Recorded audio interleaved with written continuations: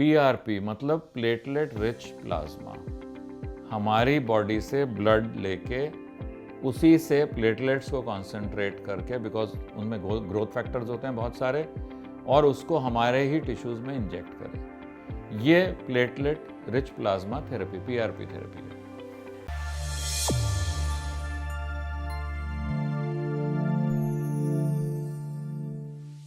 उसके लिए सबसे पहले जानना ज़रूरी है कि प्लेटलेट कॉन्सेंट्रेशन 8 से 9 लाख पर ml के करीब होनी चाहिए जो हम पीआरपी इंजेक्ट करें। इसलिए आप किसी भी तरीके से सेंट्रीफ्यूज करके थोड़ा सा वो करके बनाना, वो हमारे लिए काफ़ी नहीं है। एक सही तरीके से पीआरपी प्रिपेयर होना चाहिए, एक सही मात्रा में होना चाहिए। अगर मुझे पूरे स्कैल्प में करना है, मुझे 5 ml 10 ml पीआरपी चाहिए, मेरा 1 ml से काम नहीं चलेगा। अगर मुझे पूरे फेस में करना है, हैंड्स में करना है, तो पीआरपी सही तरीके से पहले प्रिपेयर होना चाहिए, उसी को पीआरपी कहेंगे। जिसमें से 1.5 गुना है वो पीआरपी नहीं है। पीआरपी चूंकि हमारे ही ब्लड से बना होता है और हमारे ही शरीर में इंजेक्ट हो रहा है, इसलिए सेफ है। लेकिन उसके लिए ज़रूरी है कि उसकी हैंडलिंग ना हो। जैसे हमारे यहाँ पीआरपी हमारा ब्लड बैंक बनाता है एफएरएस मशीन से, तो वो सिंगल कंटेनर है, नो टच टेक्निक से होता है। जब आप उसको सिरिंज में निकालते हैं, पहली बार वो कांटेक्ट में आता है किसी चीज़ के, तो सेफ होता है।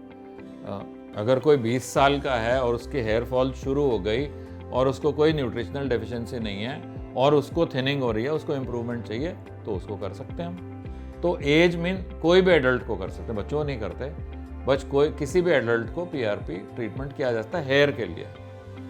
स्किन के लिए जब करते हैं जब स्किन को रिजुविनेट करने की ज़रूरत होती है, जब एजिंग चेंजेस होते हैं। एजिंग चेंजेस क्या होते हैं? उसमें पार्टली एज की वजह से होते हैं, पार्टली सन डैमेज की वजह से चेंजेस होते हैं। स्किन रफ हो जाती है, स्किन की पिगमेंटेशन यूनिफॉर्म नहीं रहती, स्किन डल हो जाती है, तो उन चीज़ों को रिजुविनेट करने के लिए हम स्किन में पीआरपी करते हैं। तो जाहिर है कि वो ज़्यादा उम्र के लोग होंगे जिनको एजिंग हुई है और हम कोशिश कर रहे हैं पार्टली उसको करेक्ट करने की। नॉर्मली अगर ठीक पीआरपी कर रहे हैं, कई बार थोड़ी सी स्वेलिंग हो सकती है फेस पे, वो चली जाती है 1-2 दिन में, और उसके अलावा कोई ऐसा साइड इफेक्ट होता नहीं। अगर फेस में करते हैं, चूँकि मल्टीपल नीडल प्रिक्स कर रहे हैं, तो कहीं पे ब्रूज हो सकता है, वो हमें पता होना चाहिए।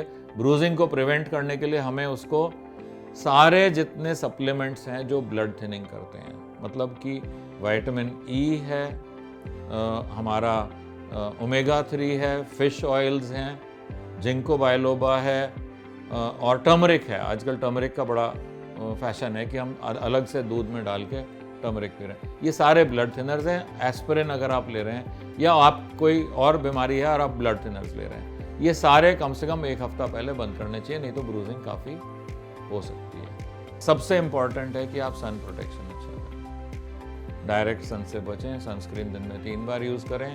अगर आप तो आपका सन डैमेज वाला कंपोनेंट बहुत कम हो जाएगा और आपको बहुत कम ज़रूरत पड़ेगी ये ट्रीटमेंट्स कराने की। तो पहली चीज़ प्रिवेंशन है, और प्रिवेंशन नहीं कर रहे हैं तो जब आप ट्रीटमेंट शुरू करने वाले हैं उससे पहले शुरू करिए, बिकॉज कोई फ़ायदा नहीं कि आप धूप में घूमते रहें और पीआरपी कराते रहें। अच्छा, एक और चीज़ मैं कहना चाहूँगा, स्मोकिंग से हेयर लॉस बढ़ता है, तो आप पीआरपी भी करा रहे हैं, आप स्मोक भी कर रहे हैं, तो कोई फ़ायदा नहीं हुआ। तो आप कम से कम एग्रेवेटिंग फैक्टर्स रोक दीजिए, तब पीआरपी ट्रीटमेंट करिए, तो आपको ज़्यादा लाभ होगा। सिर में करते हैं, स्कैल्प में करते हैं पीआरपी, तो हम पहले ब्लॉक लगा देते हैं, पहले क्रीम लगाते हैं सुन करने के लिए माथे को, फिर उसमें हम लोकल एनेस्थेटिक लगाते हैं जिससे हमारा पूरा स्कैल्प नम हो जाता है, और फिर करते हैं, तो कोई पेन नहीं होना चाहिए उसमें। फेस में जब हम करते हैं या हैंड्स में करते हैं तो हम नंबिंग क्रीम लगाते हैं 1 घंटे के लिए, तो बाय एंड लार्ज पेन नहीं होता। पीआरपी वैसे तो आप देखिए लोग सेंट्रीफ्यूज करके 2000, 3000, 4000 में भी करते हैं, लेकिन जो हमारा ब्लड बैंक प्रिपेयर करता है